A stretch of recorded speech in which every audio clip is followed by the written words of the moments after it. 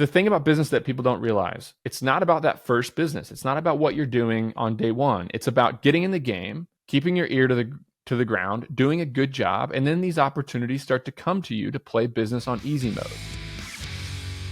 I thought that money was important. Like, that sounds bad, but I thought that making actual money was a good thing. And that's probably the number one job if you run a company, or if you want to live a good life, if you want to fly somewhere, if you want to eat something. People say money doesn't matter, and it doesn't matter unless you need something. And as human beings, we need something all the time. We need somewhere to live. We need something to eat. We need something to take us where we need to go. We need healthcare when we're sick. We need all these different things. And so it was like, okay, I can care about the status and what I'm telling my grandma that I'm up to, and what I'm telling my friends at a cocktail party I'm working on, and I can care about these pitch competitions and winning them. Or I can play the game of like, hey, what's the lowest risk thing I can do that allows me to get 150 grand a year? Because I thought, like, in reality, 150 grand a year is freedom, especially if you can work 20 hours a week. Like, that's what you need to live a good life. You can do whatever you want.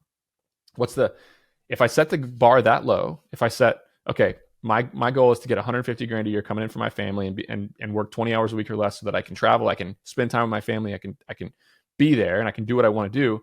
That's success. That's the bar. Some people are setting the bar at, hey, I need $1 billion company. Hey, I need to take a company public. Hey, I need to be on the Forbes 30 under 30. I set the bar really low, and I said, okay, what game can I play where the competition is weak enough, where that's probably like a good odds that I can accomplish this. And I looked at the level of genius of the people playing the other game, playing the new startup idea game, going after venture capital, building teams. They were from Stanford, they're Harvard, they're MBAs, they got great experience. I'm like, wow, that's like me trying to play basketball against LeBron James. Like, I'm gonna get slaughtered. But over here, if my goal is a lot smaller, if I just want to make 150 grand a year for my family, I can go play this game, and it's like playing basketball against somebody just like me. Like, okay, maybe I can win this game. Maybe the odds are 50-50. And so I did that, and just something funny and counterintuitive about all this is, here I am now with the stuff I wasn't even after at the beginning, which is the followers and the notoriety and the fact that people hang on my words online. It's funny how you do something for 10 years, you're in the trenches building, it's not fun, it's not sexy, it's not game changing, world changing, impacting people. Literally, people on Reddit, when I was talking about what I was doing in the early days, they'd say, how do you feel building wealth on the back of self storage? Like, how do you feel adding absolutely nothing to the world? And that's the way that entrepreneurs think. Like, that's the way that some entrepreneurs think. Which is wild. So, I played a different game. Like, how can I build the life I want to build? And then the momentum of business took over. Like, just business, when you get it going and you start playing business from a high leverage position, everything changes. And there's several situations of high leverage. Like, our high leverage situation was, hey, we can buy storage facilities and everybody else has a manager and we don't have a manager, so we can operate them for way less money. That was our situation of leverage. So we could go in and buy a building. We could pay a little bit more than anybody else was willing to pay, and we could still make more money because we had a competitive advantage. I have a buddy who was rolling up body shops. He was buying body shops and operating them pretty well. And he'd build amazing relationships with insurance companies, with Geico and Allstate and State Farm. And he'd go to dinner with the executives at Geico, and he'd say, hey, tell me a region in the United States where you can't find anybody to work on your cars. Tell me a region where the body shop that you want to send all your business is not performing. And they'd say, oh, well, over here, Tuscaloosa, Alabama, like, that's the most headache for our teams. We can't find anybody to fix the cars, and all of our reputable suppliers are, messing up and losing money and cost us money.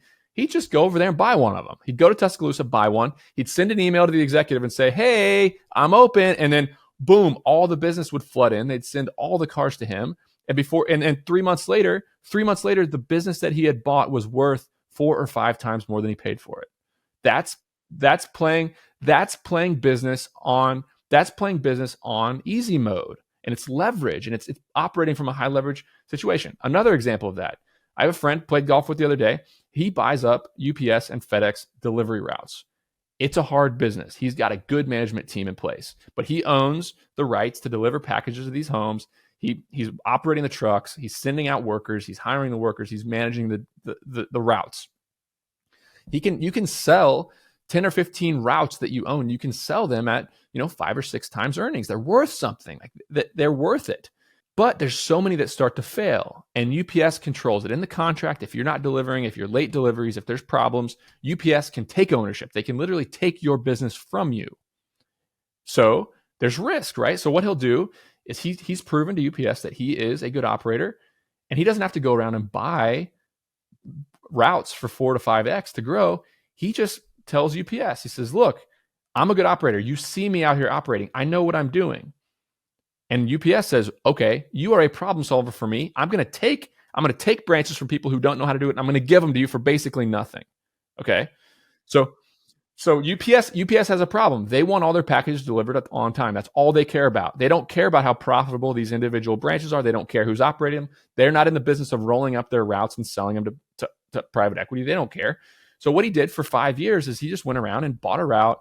He'd send a note to the regional UPS guy and say, hey, I'm available. If any of your other routes are sucking, I'm growing. I have a phenomenal management team. He'd go pitch them every quarter over lunch and say, I'm really good at what I do. And they would start to, one of his competitors would start to fail, a lot of late packages. The contracts would get, those parts of the contracts where UPS can suddenly take your business from you. That would happen. And UPS would take it from him and give it to him. And he just grew up his routes by spending zero money on building these routes. And then he sold 50 routes for $25 million. And once you get the thing about business that people don't realize, it's not about that first business. It's not about what you're doing on day one. It's about getting in the game, keeping your ear to the ground, doing a good job. And then these opportunities start to come to you to play business on easy mode. Seriously, like that's what you're operating from a point of really high leverage. So that's the fun thing about all this. And it's what people don't understand who are going after these venture capital companies trying to change the world, trying to drive a square peg into a round hole, trying to solve a problem that doesn't even really exist. They're all starting to see the light. They're sending me DMs. They're sending me emails saying, Nick, I went the venture capital route. It was hard. I learned a ton. It was a valuable experience. And some of them do change the world. It's an amazing thing. I'm not trying to poo-poo on the whole industry. But a lot of those operators are coming to me saying, I want to go out and make some money now. And they're starting agencies. They're starting small businesses. Maybe they're buying a company. So it's an important message that I'm excited about getting out to the masses. Big news, guys. I created a free PDF that details my method on how I analyze a self-storage facility and figure out what it's worth. Give me a pen, the back of a napkin, and a couple metrics, and I can figure out about what the property is going to be worth to me. If you want to download this PDF, click in the show notes, the first link, and you can give me your email address, and you get a email right away with a 4-page PDF that outlines exactly how I think about underwriting or giving my initial analysis on a self-storage facility. Again, click the link in the show notes, and you're going to get that document for free. Before you go, we have a new sponsor of the show, recostseg.com. And if you bought a piece of real estate, you need to get a cost segregation study done. It's what allows you to get all that sweet, sweet bonus depreciation, and it's how real estate investors like me and many others pay almost nothing in taxes on an annual basis. You can cost seg a single-family rental, a short-term rental, or a large commercial property.